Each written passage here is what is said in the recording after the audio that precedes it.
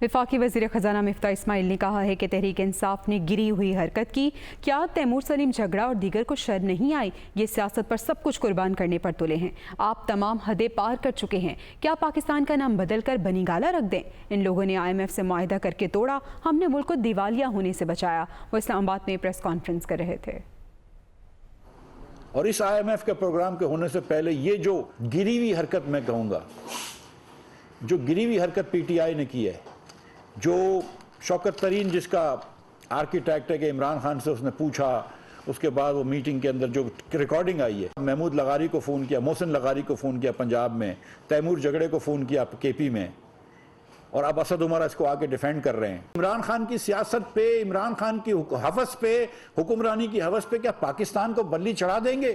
کیا عمران خان پاکستان کا نام بدل کے بنی گالا رکھ دیں کیا؟ میں یہ غداری کا ورڈ استعمال نہیں کر رہا ہوں، میں نہیں کرنا چاہیے مجھے، لیکن یہ حرکت کر رہے ہیں آپ، یہ حرکت کر رہے ہیں آپ، اتنی اوچھی حرکت، یعنی کہ سیاست کے اوپر ہر چیز قربان کر دیں گے آپ، اور اس کے بعد اس کو الٹا چور کوتوال کو ڈانٹے پھر ڈیفینڈ کرنے آتے ہو.